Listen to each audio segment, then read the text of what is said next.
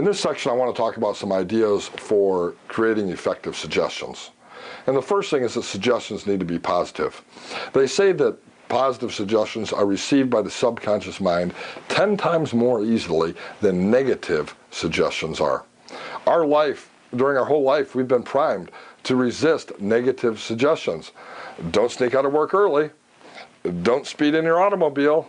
Don't talk back to your mother. We've been primed our whole life to a resistance against negative suggestions, because most of the suggestions we hear come in the form of rules and negative suggestions. And suggestions need to be phrased in a positive way. Even if a client came to us to quit smoking, or in chemical dependency work, to quit smoking pot or quit using cocaine, it's not that they quit something that they liked, it's that they started doing something they liked even more. For example, I had a client years ago who was referred to me by his father. I didn't actually know his father, but his father attended one of my seminars. I guess he liked what I had to say. He had sent his son to many different treatment programs. His son was a pot smoker and had a lot of other things going on as well. And so he sent his son to me. And I saw his son in that first session, and his 19-year-old son said to me, "Well, you're not going to tell me to quit smoking pot like all my dad's other friends, are you?"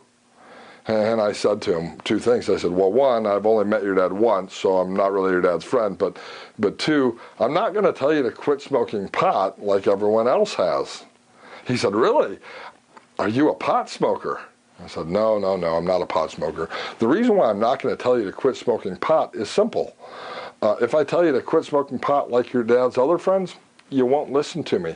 Instead, though, I'm going to help you learn how to love life so much that you won't want to miss any of it by being drunk or high or stoned. And I really think that's the key to positive reframing and positive suggestion. My clients don't give up their morning cigarettes. Instead, they learn how to derive energy by breathing in a deep breath and feeling the oxygen spread to every cell in their body. My client doesn't give up chocolate cake. Instead, they learn how to eat enough food to satisfy their nutritional needs and to feel satisfied, and then simply move on to whatever it is that they need to do from that point forward. Positive suggestions are extremely important. I gave this example just a minute ago. Instead of decreasing our pain, let's increase our comfort. And things that are phrased from a positive perspective are much more easily accepted by the subconscious mind than the negative suggestions that are very similar to the suggestions we've been receiving already throughout our life. Second thing, any metaphors, stories, parables that we use have to be easily understood by the individual. I meet hypnotherapists all the time who come up with arcane metaphors and stories that really are very difficult for the average person to understand. They come from literature or things like that. They come from anecdotal stories that have been taught at hypnosis seminars, etc., and really aren't related to the person who's sitting in front of us. The third thing that I think is important in structuring effective suggestion is to stick to a single topic. If a person comes to me for smoking cessation, I don't try to get them to quit eating Twinkies, be nice to their mother, and stop chasing cars. All I have them do is quit smoking. If a person comes to me for weight loss, I don't also help them build their confidence in public speaking situations, overcome their fear of flying, and manage their back pain. Now, it may be true that one issue is related to another issue. Usually not in the first session, but in the second or third session, I will combine those related issues. For example, cigarette smokers are often afraid that they're going to gain weight if they quit smoking.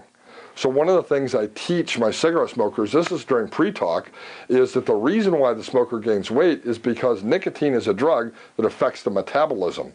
And if they quit smoking, their metabolic change results in 100 to 200 calories per day less being burned than when they were a smoker. And because this is the reason that people gain weight, it's not, the mouth-hand thing. because this is the reason they gain weight, all they need to do is increase their activity level 1 to 200 calories per day. And so this is directly related to smoking cessation.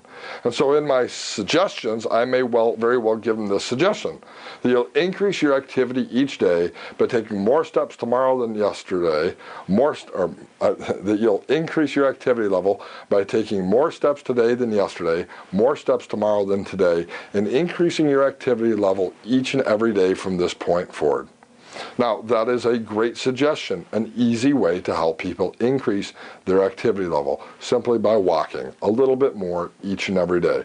And so if weight loss is an issue of concern to the cigarette smoker, I may address that.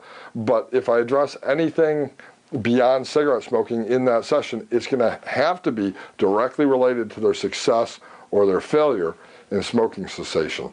I don't try to combine sessions where people become super people, because suggestions are more effectively responded to when they are of a single purpose. The fourth thing that I think is important in structuring effective suggestions is to keep them in the present tense. It's not necessarily in the future that they'll do these things, but now that they'll do these things. They're not going to become a non-smoker, but they have already become a non-smoker. How do I know that? Because they came to this session today and asked me to help them become a non-smoker. And so as I relate to them, I'm not going to talk about their future success as a non-smoker, but I'm going to address them in the hypnotherapy session from the present tense perspective of having already succeeded at the goal that brought them to my office. The fifth thing that I think is important in structuring effective suggestions is to draw on the strengths that pre-exist. Is my client trustworthy, friendly, loyal, courteous, kind, obedient, cheerful, thrifty, brave, clean, reverent? I mean, what's right with my client? What personality attributes and characteristics do they have that have helped them be successful to this point? And those are things that I want to draw on with my client. Rather than me trying to give them new resources, why not just have them draw on the resources that already exist? In fact, I put together a strength and resources inventory that I've taught to a lot of hypnotherapists. And if you're interested in understanding how to use strengths and resources in hypnotherapy, I would recommend the Nongard Strength and Resources Inventory to you as a tool for helping you. Resources, by the way, are the practical things that my client has available to them. For example, let's say one is looking for a new job.